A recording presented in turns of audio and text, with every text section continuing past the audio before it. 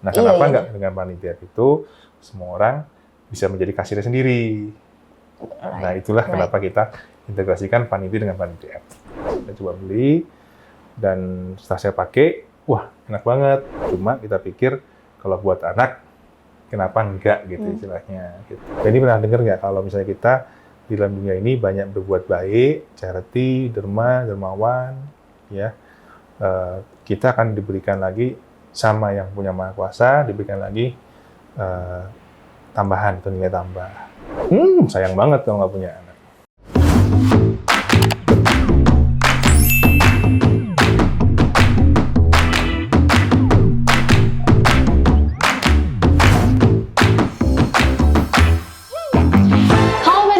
Welcome to Paninti Podcast. Di episode kali ini kita kedatangan tamu spesial, yaitu salah satu sosok di balik berdirinya Paninti, yaitu Bapak Daniel Samuel Horo. Halo Pak. Halo. Oke, thank you Bapak atas waktunya ya. Akhirnya setelah sekian lama nih, maju mundur, akhirnya in frame juga gitu. Thank you juga buat waktunya Feni, meluangkan waktu buat bikin konten bareng saya. Iya. Gitu ya Feni? Iya. Jadi disclaimer nih guys, Pak Daniel ini sangat jarang sekali mau muncul di depan layar. Tapi eksklusif nih di podcast kali ini kita bakal berbincang banyak ya seputar Paninti, personal life Pak Daniel juga mungkin ya? Jangan dong. Oh, oke. Working life saja. Working life aja. Oke. Yes, Boleh Pak, mungkin dijelaskan dulu ya, Paninti itu apa sih Pak? Paninti, oke. Iya, mungkin tiada sesuatu tanpa nama, ya. Jadi kalau misalnya kita pergi ke sungai, kita lihat yang keras-keras, bentuknya kotak-kotak, kita namain sama oleh manusia dinamain batu, misalnya. Kalau misalnya kita punya mobil juga ada namanya, ya, atau ada mereknya atau ada brandnya. Kalau kita punya anak juga sama, ya, kita kasih dia nama, sehingga orang-orang ketika dengar namanya satu nama, dia akan langsung tahu kira-kira siapa dia gitu. Nah, kalau Paninti sendiri tentunya ya kita harus betul-betul pikirkan, karena memang nama kan doa. Nah, Paninti sih sebenarnya kepanjangan dari Parenting Ingenuity, yang artinya kita ingin mencerdaskan orang tua. Saya penasaran ini deh Pak, boleh dijelasin ya bedanya Paninti sama Paninti App itu apa? Paninti sama Paninti App? Oke. Jadi lanjut lagi dikit, Paninti itu kan jadi kita itu sebenarnya adalah perusahaan yang bergerak dalam parenting industry, atau mungkin kalau kita dulu sebutnya ibu dan anak atau marine baby industry. Dan kita ini kalau bentuk usaha atau bentuk badan usaha, tentunya pasti bergerak, ditanya tuh bergerak di bidang barang atau jasa. Nah, Paninti sendiri hari ini ada memang kedua-duanya. Oke. Tuh, tapi kita akan lebih fokus ke barang. Nah, barang apa? Barang-barang yang kita menjadi distributornya di wilayah Indonesia dari brand-brand baik dari luar negeri maupun juga dari dalam negeri. Gitu, Fen. Atau mungkin ya sekarang mungkin disebutnya local brand juga. Tapi kita nggak membatasi diri, jadi kita internasional, mau local brand, kita welcome. I see. Itu untuk produk barang ya Pak. Kalau untuk jasanya itu berarti yang Paninti App tadi? Nah betul, tadi yang ditanya. Paninti App itu kita coba kembangkan service kita itu menjadi semacam SAS ya, software as a service. Jadi kita menggunakan software untuk membantu bisnis proses kita. Ya, dari mulai pengorderan, pengiriman barang, kemudian para retailer yang kita sebut partner untuk kerjasama dengan kita, dan juga kita sebut juga brand-brand yang kerjasama kita sebut brand partner untuk bekerjasama masuk ke dalam platform kita, dan di mana nanti mereka akan membayar jasa kita atau fee service atau mungkin kalau zaman sekarang commission lah. Oke, I see. Berarti Paninti App ini adalah integrated system di balik Paninti ya Pak? Jadi kita semacam kayak Paninti itu intinya jual barang, kemudian kita balut atau kita bungkus dengan Paninti App supaya ya tentunya jual barangnya makin banyak dan customer juga mungkin makin kebantu. Gitu. Lebih mudah ya untuk customer. Intinya itu kan sama gini, bisnis itu kan tentang value proposition. Gimana kita bisa deliver value semua orang mungkin akan menjual barang yang mirip-mirip. I see. Nah, gimana caranya kita itu bisa memberikan value tambahan, penawaran value tambahan kepada customer kita maupun kepada partner-partner kita, baik mungkin store, brand partner, atau affiliate partner, dan ketika mereka mendorong sebuah penawaran produk atau pemasaran kita sebut, itu bisa memberikan tambahan value chain ke semua pihak. Jadi bukan hanya brand partner atau semua partner yang diuntungkan, tapi juga si customer pun diuntungkan. Contoh paling mudahnya, ini menggunakan Panitia App bisa cari store partner terdekat. Iya, sering tuh Pak saya. Kalau lagi mau cari kado nih buat teman baru lahiran, tuh saya biasanya check out-nya di Panitia App. Wah, thank you Fen. Jadi bener nggak nih? Kenapa? Bener kamu check out atau nggak? Beneran dong, bener Pak. Ini sangat daging banget ya guys. Jadi emang Pak Daniel ini udah kepikiran apa sih value yang lebih bisa kita kasih untuk customer, either untuk customer atau untuk partner gitu kan? Semua berawal dari ya keinginan kita pengen melayani customer lebih baik. Jadi kita pengen supaya kita anggap sebenarnya kan customer pertama adalah diri saya sendiri. Kalau misalnya produknya kita nggak suka, kita nggak pakai. Kita nggak pakai, kenapa kita harus jual buat orang lain? Kalau kita sendiri juga nggak suka pakai. Kemudian servisnya sendiri atau jasa sendiri.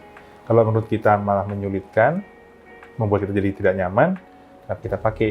Contoh misalnya dulu kan kita kan suka ikut pameran. Nah pameran itu kan kalau saya lihat dulu kan kita sampai ngantri tuh. Iya. Ya sampai ngantri, kemudian kita bayangkan gangguin orang yang lagi belanja, kemudian ibu hamil yang lagi ngantri, atau suaminya yang marah-marah karena nggak ngantri punya lama, waktu kali ya. Terus berburu promosi. Nah dulu saya pikir, padahal untuk satu tujuan saja menuju kasir.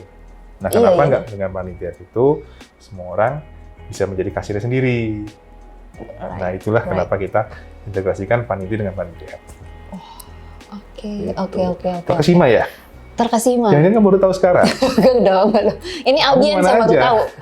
Audiens yang baru tahu. Kamu udah berapa lama di sini? Saya karyawan baru. Baru. Kalau nggak salah 8 tahun ya? Dari awal kan? 7 tahun. 7 tahun.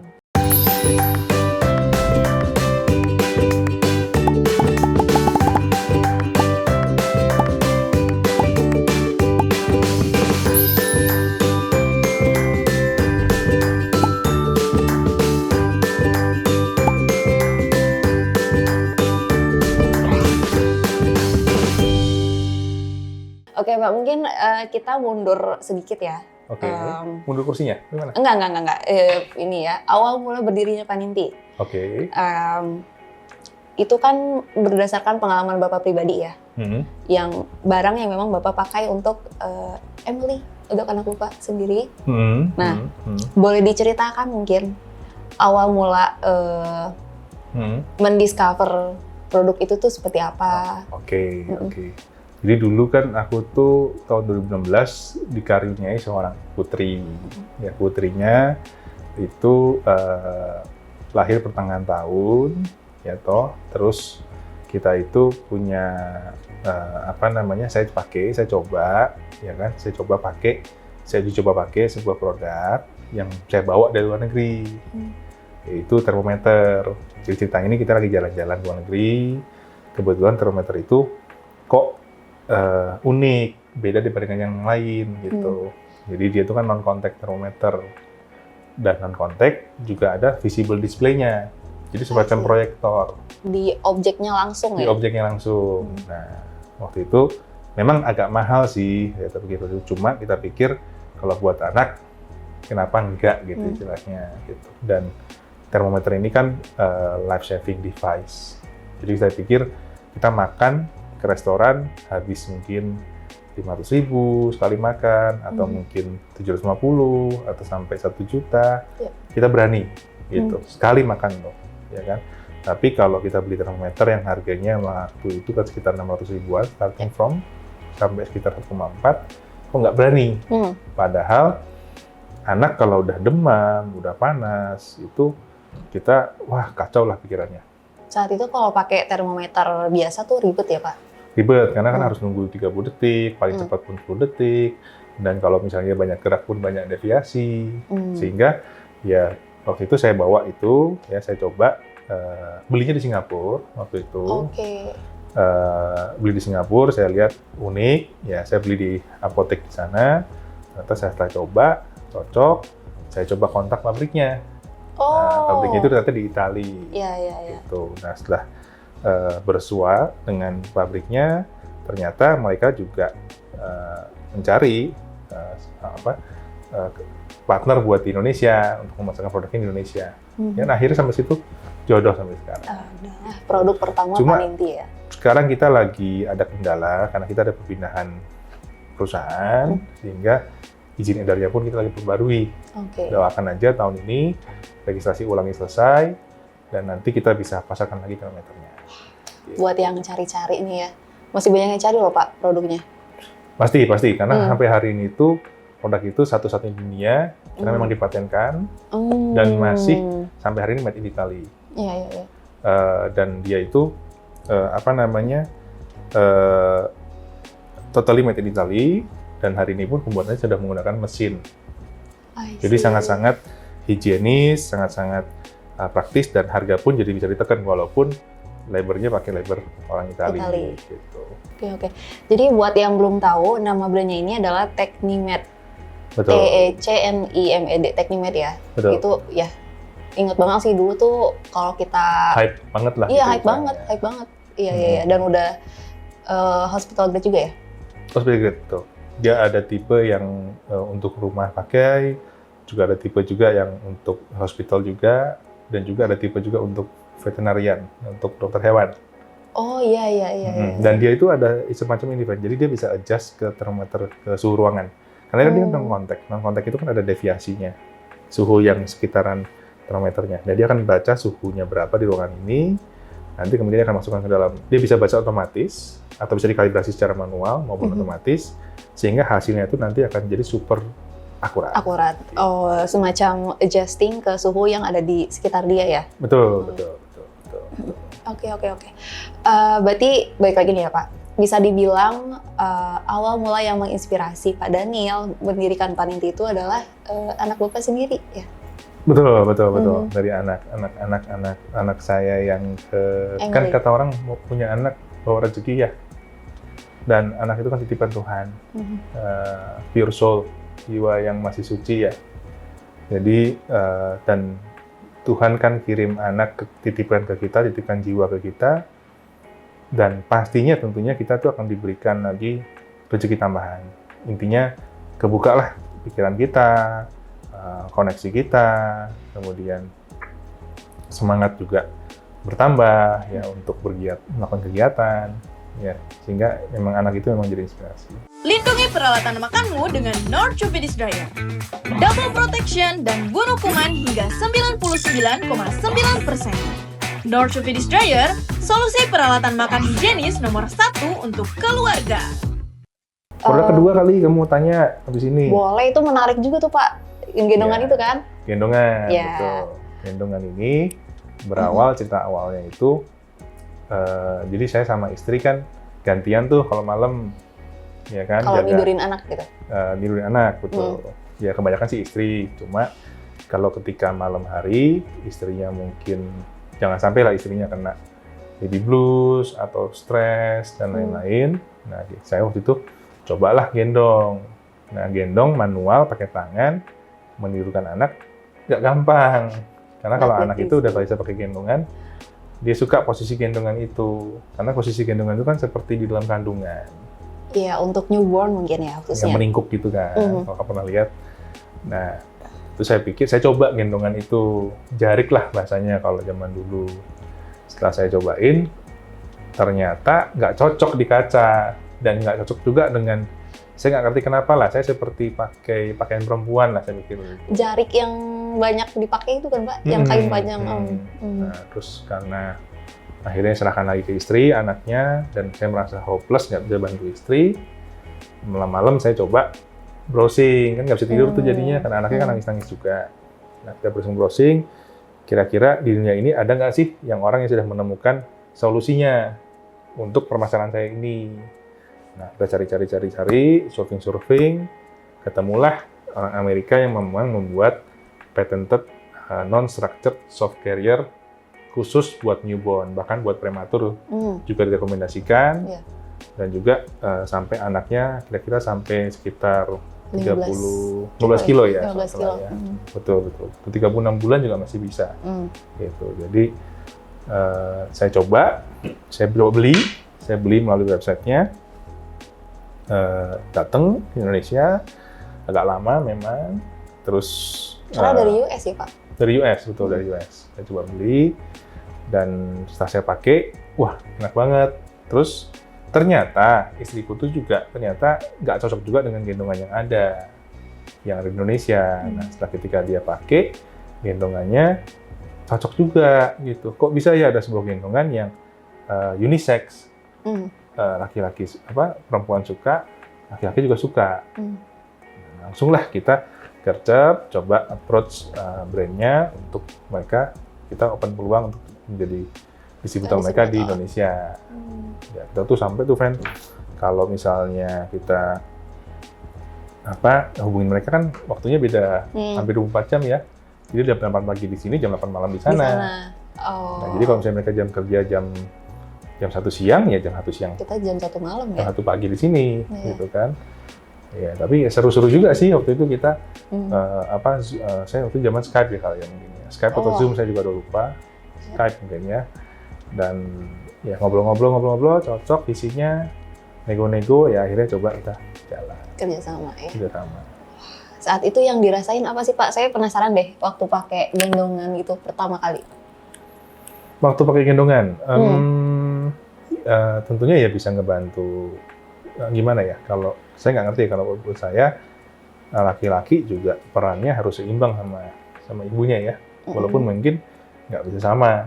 Jadi kalau misalnya ibunya bisa pegang anaknya mungkin dengan cara memberikan ASI, bisa memberikan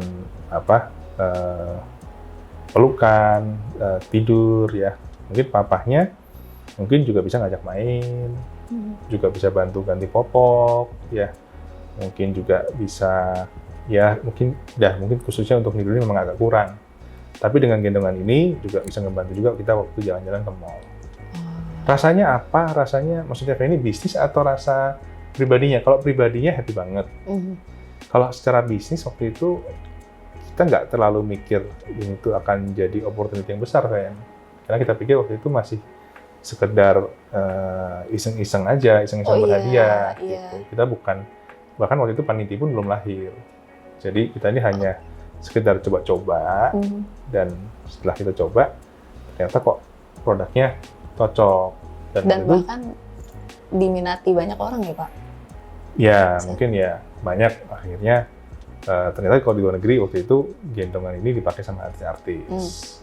Kalau nggak salah Kim Kardashian ya kalau nggak salah ya. Saya lupa keluarganya Kim Kardashian-nya itu pakai gendongan ini juga. Terus Eva Longoria kalau nggak salah namanya, artis zaman saya dulu ya, suka main Marvel juga pakai itu. Nah banyaklah artis Hollywood karena mereka memang gendongan soft carrier, non-structured itu artinya tidak bertulang, nomor 1 di Amerika dan tersedia di jaringan Baby R Us, Baby, toko-toko independen retailernya di sana ya. Gitu. Jadi memang mungkin nomor 1 pilihan. Jadi tapi cukup mahal dan banyak ukurannya, ya sampai total itu dari mulai XS sampai XL, kemudian ada beda-beda bahan, juga kan, material, juga beda-beda warna juga. Iya ya. betul. Tapi ya seru-seru aja kita jalanin. Tapi kalau secara bisnis seperti itu memang belum ada Paninti. Jadi hanya menjalankan brand 1, menjalankan brand 2, kita coba pasarkan, terus banyak orang suka. Kita pakai waktu itu sosial media ya, karena zaman waktu itu kan sosial media memang masih early stage, nggak seperti sekarang ya. Belum seramai sekarang ya. Belum seramai sekarang. Kita pasarkan melalui sosial media dan ya boom, gitu ya. Datang barang habis, terus kita banyak kerjasama dengan mungkin kalau zaman hari ini so-called influencer. Kalau zaman dulu kan belum ada nama istilah itu. Iya. Ya itu pun kalau nggak salah pertama kali kita yang coba pakai nama itu, social media influencer. gitu di Indonesia dari tahun 2016-17 itu gitu. Dan ya akhirnya kemudian produknya banyak diterima di masyarakat. Dan ya sekarang sih mungkin udah banyak tiruannya, sudah banyak ininya, tapi tetap tentunya pasarnya juga masih luas, masih banyak. Wah. Kamu terkesima atau gimana kok? Baru kali ini nih denger story-nya dari versi Pak Daniel. Oh oke. Gitu. Oke. Oke. Berarti it's safe to say kalau semua produk Paninti ini udah melalui uji coba dari Pak Daniel dan partner sendiri ya? Betul. Kita pakai makanya moto kita Real Life Story of Parenting. Bukan hanya saya sebagai parents, tapi juga parenting di Italia, di USA. Mungkin banyak brandnya kalau dibahas brandnya kan banyak. Tapi semua brandnya kita kerjasama sama orang Singapura. Dia memang punya kendala juga makan untuk anaknya. Brand Lola Land dia punya kendala. Kalau si pickup itu kan ada valve-nya sehingga membuat minuman itu jadi lebih sedikit minumnya 20%. Ya. Banyak sekali. Jadi produk-produk brand-brand yang kita kerjasama dan utamanya adalah brand-brand memang yang berawal dari cerita seorang ibu atau ayah yang memiliki kendala dalam mengurus babynya. Dan tentunya produk ini memang agak premium, makanya kita juga punya moto kedua. Connecting. Penny, tahu nggak? Tahu dong. Apa tuh? Connecting Premium Brands Worldwide. Betul, 100.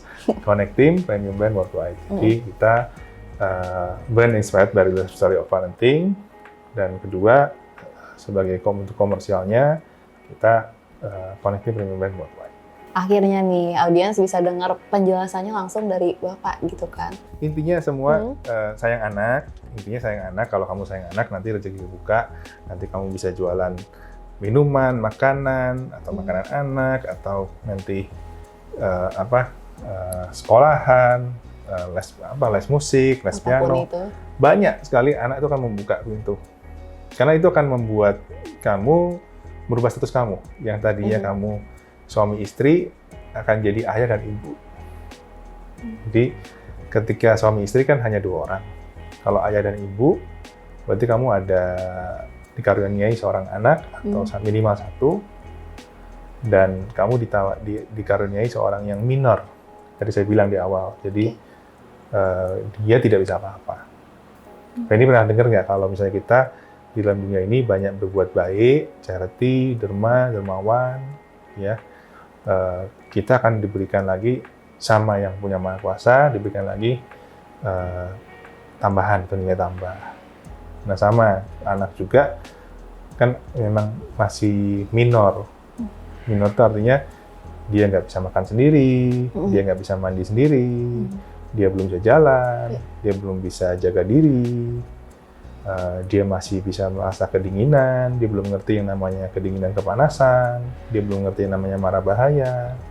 Nah, ketika kita mungkin jaga anaknya itu, dan anaknya itu kita sayangi baik-baik, itu Tuhan bayar 10 kali lipat tunai. Jadi jangan khawatir, gitu. Ya istilah kata seperti itu. Oke, mungkin ini sedikit pesan juga untuk Gen Z ya Pak, yang takut punya anak gitu. Sayang banget kalau nggak punya anak. Dan kalau kita nggak punya anak kan kita nggak punya legacy ya. I see. Bukan masalah uang atau warisan atau fame atau apa, tapi lebih semacam keberlanjutan. Ya, jadi semua makhluk hidup itu kan dibuat laki-laki dan perempuan, ya, sudah didesain dengan sedemikian rupa. Nah, ini bayangkan seorang ibu itu kalau misalnya mengandung, ajaib nggak?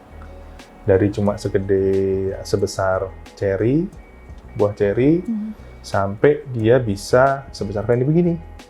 Bisa main komputer, ya, bisa lari, bisa setir mobil, ya, bisa mendaki gunung, ya, bisa membantu orang lain lagi, dan bisa tentunya bisa berdoa juga.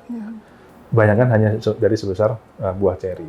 Ya mungkin pilihan orang berbeda-beda, saya juga menghargai, tapi punya anak nggak segitu menyeramkan kok. Gitu. Jadi ya kalau dalam negeri mungkin nggak harus menikah, memang banyak orang nggak menikah tapi punya anak. Kalau di Indonesia saya nggak menyarankan. Tapi intinya Kalau teman-teman open open mata atau open knowledge, cek aja di sana banyak kok opsi-opsi bagaimana caranya punya anak tapi kita tetap bisa happy dalam hidup. Gitu. Dan so far anak nggak mengganggu kok. Karena kan kita juga ada orang tua juga yang kita bantu, ya. Tentu kita memang butuh support system yang kuat memang. Ya mungkin berawal dari suaminya atau istrinya yang memang harus stable. Dan memang ya tidak bisa juga, yang nanti anak rezeki juga datang sendiri, ya nggak juga. Kita tetap harus berusaha dulu, hitungan yang pas. Dulu juga saya nikah usia 25. Jadi bukan artinya kita udah hitung penghasilan kita ini seenggaknya cukup untuk beli susu, cukup untuk beli makanannya, peralatannya, ya baru kita kemudian punya anak. Ya kalau seperti itu kan namanya tanggung jawab ya. Iya. Sama aja seperti Feni, mau beli motor ya harus tahu bisa beli bensinnya, harus bisa ngerawatnya. Sanggup nggak nih? Ya, terus harus bisa bayar STNK-nya. Kalau enggak ya jangan beli motor gitu istilahnya. Jangan, gitu. Itu namanya orang bukan salah anaknya, tapi salah bapak ibunya kalau seperti itu. Salah orang tuanya ya. Betul. Oke. Dapatkan kemudahan dalam mengatur tekstur MPASI dengan OO New Baby Food Processor Michelin Series, Soya Series, dan juga PT Series. MPASI ya OO New. Ini menarik nih Pak, karena Bapak ini kan seorang business owner dan juga seorang... Nggak pengen disebut seperti itu. Oke. Ya, sosok lah ya. Seorang karyawan. Oke. Kenapa tuh Pak gak mau... Dermawan, berarti orang yang suka berderma. Apalagi, misalnya binaragawan, orang yang suka olahraga untuk membangun tubuhnya, misalnya. Nah, kalau kita kan, kita ini karyawan, jadi orang yang suka berkarya. Nanti karya gitulah yang dihargai. Karya itu kan nggak harus selalu melalui lukisan atau seni, nyanyian. Tapi karya kan juga bisa dalam bentuk misalnya bangunan perusahaan, bentuk perusahaan, organisasi, struktur organisasi, budaya perusahaan, macam raga karyawan yang ada di situ, juga lagi teman-teman karyawan yang lain. Makanya tadi saya bilang bahwa ke depan saya pengen kita ini nggak ada istilah kamu karyawan, saya owner, saya bos gitu misalnya. Karena ke depan pun ya kalau karyawan yang baik pun, bosnya pun pasti akan mengangkat dia juga. Istilah kata kamu bilang tadi menjadi owner atau menjadi, kalau bahasa saya menjadi karyawan juga. Karena mungkin menurut saya banyak karyawan yang tidak berkarya. Mungkin kalau istilah kata saya mungkin pekerja. Jadi orang yang suka bekerja saja, gitu istilahnya. Jadi, tapi kalau saya lebih suka disebut karyawan. Jadi orang yang suka berkarya. Saya malah waktu itu pengen baru mulai mungkin setahun, 2 tahun gitu, saya bilang ke orang tua saya pengen berhenti. Pertama kali kerja, aku ini kalau digaji UMR sama seperti orang lain, worth it nggak sih perusahaan bayar aku segitu? Kalau saya punya banyak uang ketika mereka sudah besar, they should treat me as a bank. Jadi saya pengen mereka ingat bahwa mereka pernah dibesarkan oleh orang yang kapanpun waktunya siap untuk menukarkan hidupnya buat mereka. Saya yakin bapak itu nanti akan sengsara hidupnya kalau dia nggak mau ngurusin anaknya. Kamu pilih mana? Pilih orang tua yang kaya raya, punya rumah kolam renang, atau masih pilih papa?